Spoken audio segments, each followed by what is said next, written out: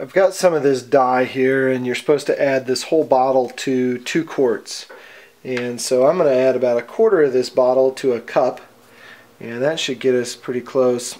This is a dark red mahogany dye, and I was fearing it'd be a little bit too red, but just as it's hitting the water there, it's turning awfully brown, and that's what I really want. Yes, sir. So it says to add it to hot water, and it has hot in bold letters. So I went inside and wrangled up some hot water, and that looks absolutely perfect. That's exactly what I wanted, was a more brownish tint than red, but just a little bit on the red side. I didn't want it on the greenish or bluish side. So yeah, I'm going to call that color dead on for what I wanted to do. So I've got to let this sit and cool down, and then I'm going to do a test piece real quick and just kind of look. And in the meantime, I'm actually going to raise the grain on the guitar just by squirting it down with a little bit of water, and then we'll take some 600 grit or something like that and just go over it just to pick that grain up a little bit.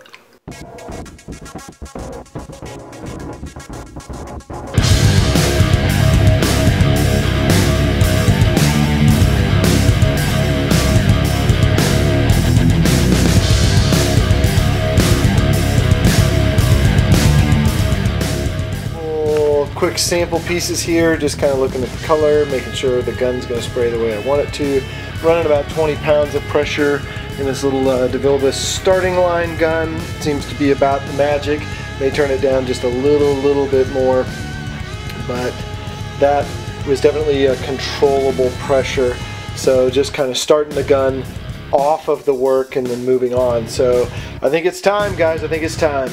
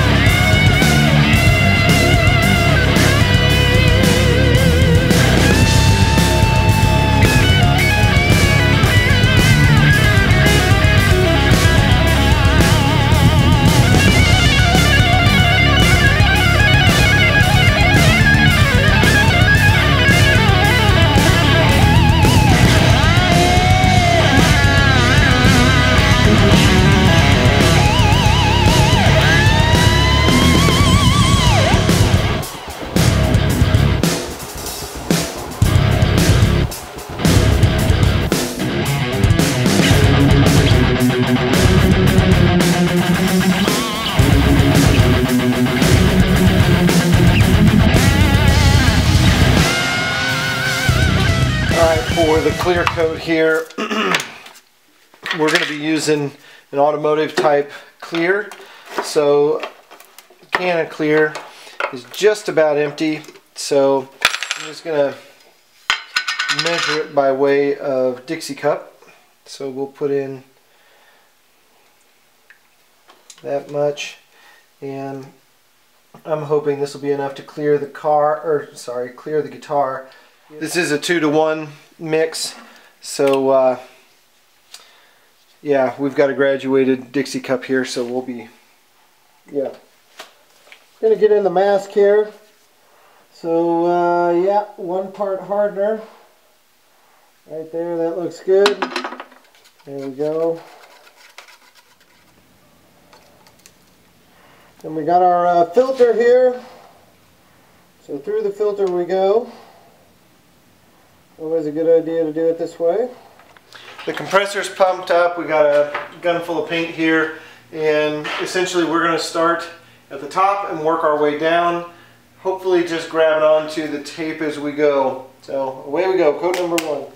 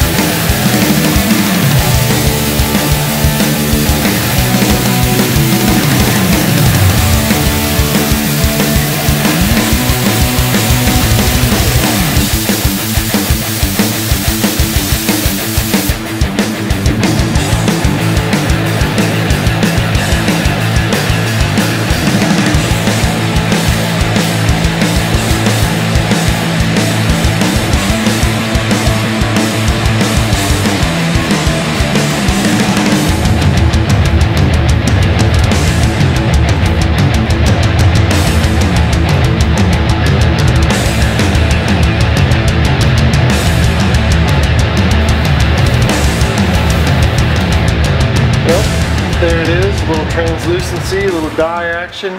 Still see the burn mark here, and you know, there's some sins on it, but by and large, I think the next one I do, I might stain flat, just because of the runs. I mean, that was, you know, you're painting with water, but it looks fairly glossy. We'll give it a little while to set up here, and of course we'll just wait till the morning to really judge the paint job. It's still flowing here. It's chilly in the garage, to say the least.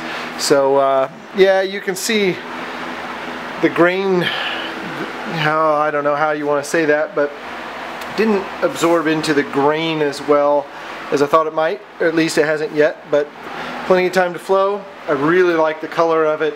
It darkened up a lot as it kind of dried a little bit. So any hoozle, that's it for today. So let's reload.